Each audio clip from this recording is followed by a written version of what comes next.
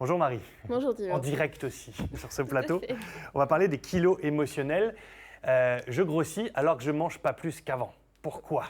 Alors, il faut déjà savoir qu'en général, une prise de poids, c'est pas forcément alimentaire, mais ça peut être justement émotionnel. Donc, on a des personnes qui vont dire, c'est bizarre, je prends du poids, mais j'ai pas l'impression de manger plus qu'avant. C'est une question d'émotion, une libération justement d'émotions et penser aussi davantage à soi. Donc après, on peut avoir des personnes qui ne vont pas forcément manger plus, mais qui vont prendre du poids. Donc ça dépend d'une question de quantité. Il y a des personnes qui ne vont pas manger beaucoup sur certains repas et grignoter en dehors des repas sans pour autant en avoir conscience. Donc on a plusieurs situations. Mais en général, le stress fait grossir. C'est l'origine, oui. Ça, c'est sûr. Et quand on est stressé, on a tendance, on va dire, à moins dépenser au niveau de l'énergie.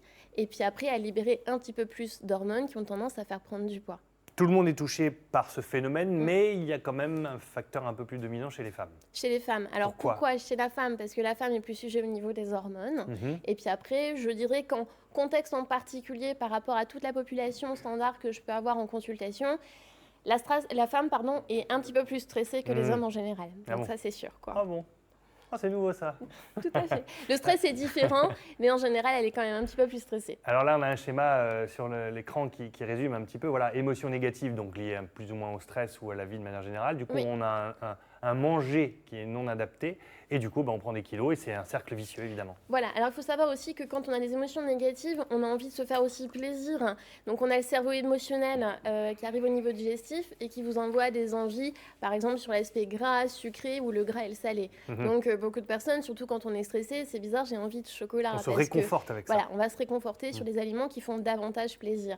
Donc on a des envies en particulier, mais il y a des personnes qui ne vont pas forcément manger plus. Il faut savoir que le manger moins ou le pas manger du tout a tendance aussi à faire prendre du poids. Et c'est ce que les gens en général ont du mal à comprendre, c'est que par exemple une personne qui a pris du poids va voir son médecin en disant docteur, j'ai pris du poids, qu'est-ce qu'il faut que je fasse ? Donc en général on aura tendance à dire manger moins, mais on n'a pas tendance à manger plus. Et moi je sais que dans les consultations en général, j'ai tendance même à bizarrement augmenter les quantités. Donc il faut savoir que les kilos émotionnels, ce sont des personnes qui ne mangent pas plus, mais c'est davantage lié à l'émotion qui est vraiment ici. Dans le ventre. Bridget Jones, c'est le meilleur exemple.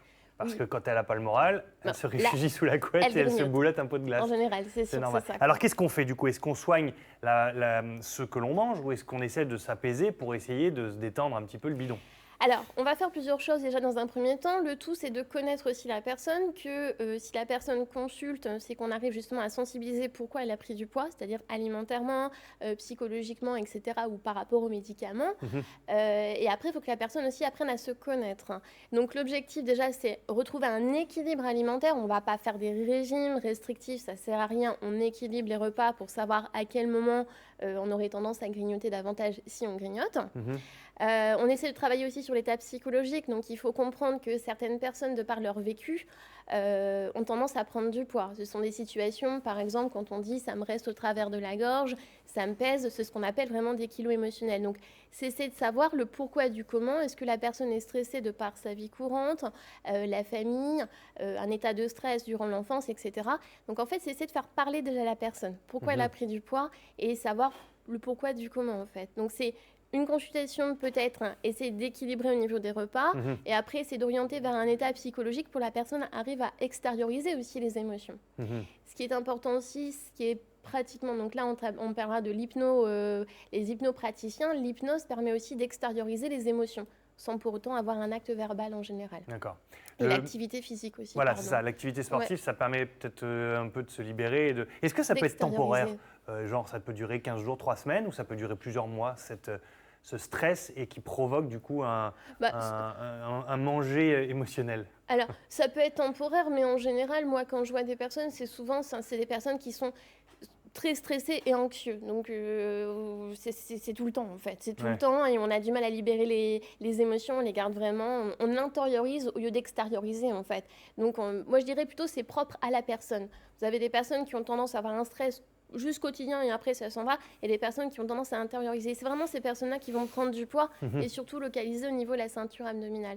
Donc en fait, je dirais, c'est retrouver un bien-être, s'occuper davantage de soi, équilibrer les repas, faire du sport pour dire de libérer davantage. Libérer l'esprit. Libérer l'esprit et penser aussi davantage à soi, en fait. Et après, ça peut inverser cette espèce de cercle vicieux et de l'inverser dans l'autre sens. C'est-à-dire si on entraîne le sport, ça va entraîner une alimentation équilibrée, ça va entraîner un bien-être moral et ça va inverser la tendance. Tout à fait, ouais, parce que la personne va plus se libérer et penser un petit peu plus à elle aussi en fait. D'accord. Donc il faut savoir juste que les émotions font prendre du poids, c'est pas parce qu'on mange pas beaucoup qu'on n'a pas tendance à prendre du poids et il faut s'intéresser vraiment à la personne et non pas justement restreindre encore plus son alimentation en fait. Très bien, merci Marie. Puis on l'a vu avec une photo, quel que soit le problème, la solution n'est pas forcément dans le frigo. Tout à fait. Merci Marie. Quelques questions avec Anne-Sophie qui est là et qui a peut-être recueilli des témoignages liés à cette chronique. Alors, j'ai deux réactions. La première est signée Laurence. Elle nous dit « Je suis en lutte contre mes kilos depuis des années, mais je suis aussi consciente qu'il s'agit un peu d'une carapace. J'ai vraiment peur de m'ouvrir aux autres, à plus forte raison aux médecins, parce que je me souviens de consultations où vraiment je me suis pris comme reproche dans la figure mon poids qui était un peu trop élevé. Et puis j'ai une réaction de Julie qui me dit « Notre corps est sadique en fait, mais comment font les minces ?» Alors? Ah, ça, la malheureusement, c'est une question de génétique en fait. C'est-à-dire qu'on n'est pas tous fait pareil non plus. Après, vous avez des personnes qui ont tendance à prendre du poids, des personnes à en perdre aussi. Le stress aussi fait perdre du poids en fait. Mais ça, malheureusement, c'est une question de génétique, en fait. Donc, on est mince parce que l'hérédité, ou on est mince parce qu'on fait bien attention, et qu'on fait bien attention au niveau du sport, etc., quoi. Mais il n'y a pas de juste milieu, malheureusement. On n'a plus de vie après. Merci Marie.